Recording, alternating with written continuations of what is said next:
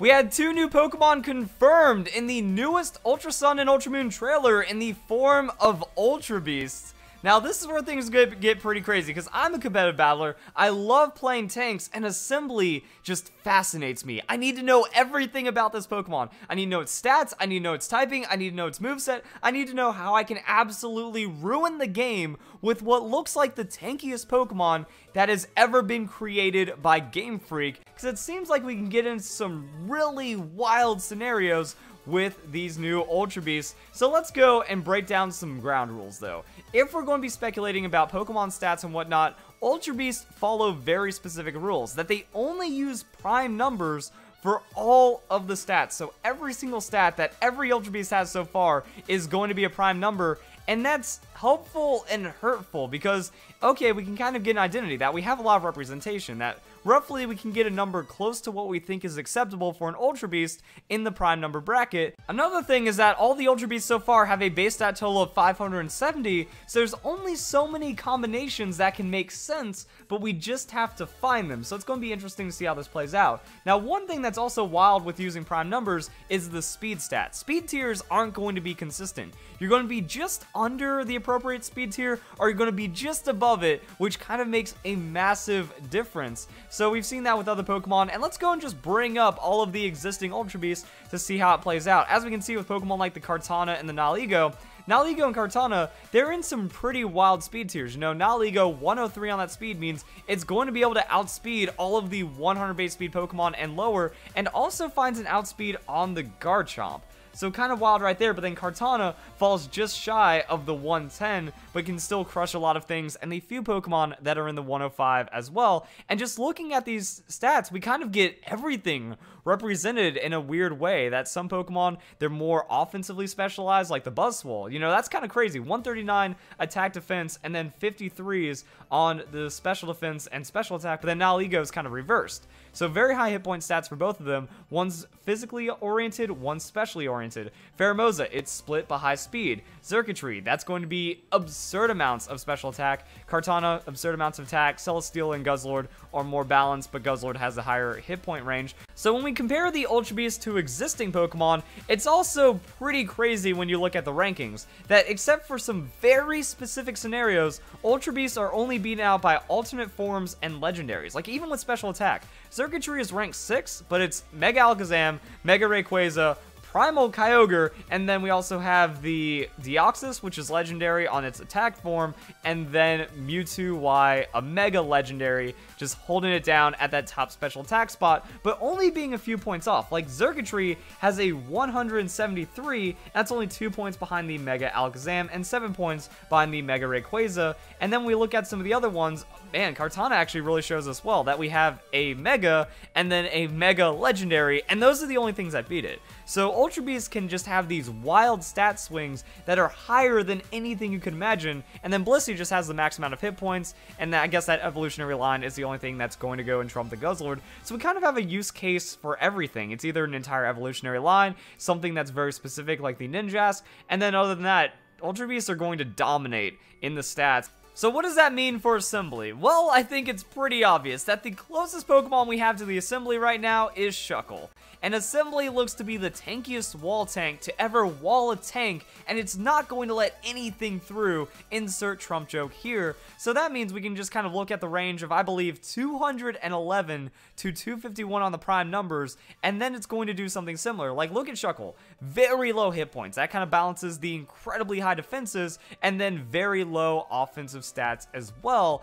And the question is, are we going to just kind of trump Shuckle? Because Shuckle has held that place since the second generation. Are we going to have this Ultra Beast come in and smash everything? Or is it going to be like some of the other things that we've already seen as well? That Ultra Beasts aren't going to be the best, but they're going to be absurdly high. So that's something to keep an eye on as we go further into this. Now, looking at the design of Assebly, there's another key feature that might make a bit more sense when determining the stats. That behind every single one of those bricks is an eye.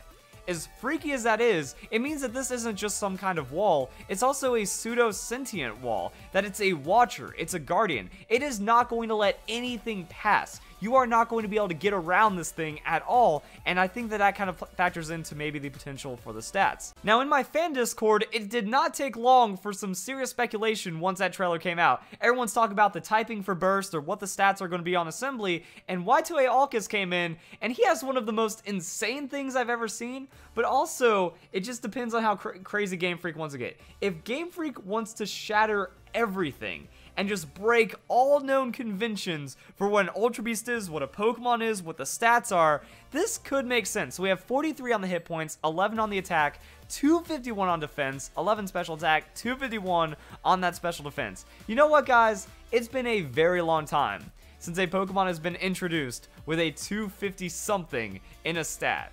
And maybe Assembly is going to do it. Like, here's the thing. If you're going to introduce something new, if you're creating a new form, a new Pokemon for a secondary game, like it's just Pokemon Ultra Sun and Ultra Moon, if we're going to be introducing new Ultra Beasts, it has to be crazy. It has to have meaning, or else what's the point of just introducing these new things if it's not going to catch anyone's attention? So when we have this, it's the Extreme Shuckle. It is the most extreme Shuckle I have ever seen, and it looks like, you look at the design, and it makes sense. The only thing stopping this from happening is Game Freak. Like, I don't care if it's super broken. Game Freak, they've shown that they don't care about introducing ridiculously overpowered Pokemon in some scenarios as long as it makes sense. I mean, look at Toxapex. Look at Mega Rayquaza. These Pokemon can shatter conventions, and I think Assembly is capable of it. So we're going to have 1 point more on the offenses than Shuckle. Makes sense, you know, maybe just slightly more capable offensively. Well, it's just more capable, and then less speed. So, I mean, 3 on the speed. It's also been a very long time since an incredibly low base stat has been introduced. Like 3, that's in between Shedinja and Shuckle levels, and I'm all for that. So we can follow the prime rule, we can get to the base stat total, and this looks good. Now, what if we don't want to be as crazy? Well, again, we are going to be gated by the potential stats. I feel that we do need symmetry here. The attack, special attack have to be the same, defense, special defense have to be the same, but if we start playing with those numbers too much, then this is actually more broken. Like, having an 83 on the base hit points with 2 11s in the defenses is going to be tankier than having 43 on the hit points and then 251 on the defenses. So that kind of leaves us in some really wild situations, and then adding more speed because we have to catch that 570 somehow. So yeah, this is what I mean by the limitations of trying to use prime numbers to get to a specific number. It's kind of wild. Now, another thing to consider, all Ultra Beasts so far only have Beast Boost, and I feel that's staying that way. I think it's only going to be Beast Boost forever, no hidden abilities, no shenanigans like that. So Assembly is going to have some problems. I see this Pokemon having very little on the offenses, but Beast Boost only activates if you secure the kill. Now, Assembly, if it's going to have stats like this, and if it's going to be designed the way that it is, it's probably just going to be some kind of Toxic Staller, might have Pain Split, so we'll talk about the moveset in a second, but overall, it's not going to have a way of finishing off an opponent with an offensive move, and because of that, it might not ever get to utilize its Beast Boost ability, so maybe that means the defensive stats will be extra high to compensate for it not KOing anything. Now, as for the moveset, if this thing gets Recover, way too strong. I could maybe even see it getting Shore Up in a weird twist. Oh, it's a brick building, so maybe to kind of like reinforce it, you know, it has to rebuild the mortar, it can like self-repair. And if this Pokemon has like self-repairing wall capabilities, that's just silly. Now, Recover, that does make sense as an option, but you can't make something this tanky and then give it Recover. Like, imagine if Shuckle had Recover and was tankier. But if Game Freak wants to do it, they could. Now I see Pain Split being a better option because this thing looks like something that could have the opportunity to Pain Split. It does give it that recovery option as well, and it could work out.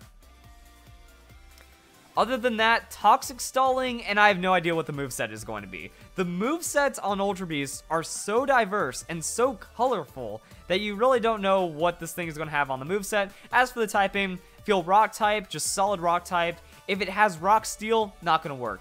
Even if it has the most ridiculous tank stats we've ever seen, a Rock Steel type, as shown with Bastiodon. Bastiodon has some really ridiculous defensive stats. And, like, actually, Bastiodon is probably a little closer to Shuckle than this. So it's like Bastiodon with Shuckle stats is how we should be looking at UB Assembly. But we don't even see Bastiodon as often as we see the Shuckle because it just has a 4 times weakness to ground, 4 times weakness to fighting. It just does not work. So, pure Rock type, still has a lot of weaknesses, but it's more doable on the weaknesses. Now, going off the trailer, it floated in. So if it has, like, magical, levitating, Ultra Beast power properties, Rock Flying. I'm okay with having the flying weaknesses in exchange for just losing that weakness to Earthquake. That means if they have a Garchomp, you can just bring it in, and now they don't get to hurt you anymore. And that's a pretty cool concept. Also, losing that fighting weakness means that close combat isn't going to destroy your day. So that's kind of what we're looking at. So maybe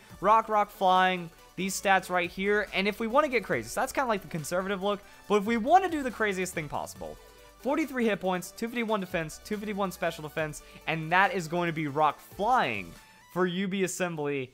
And I think it can work.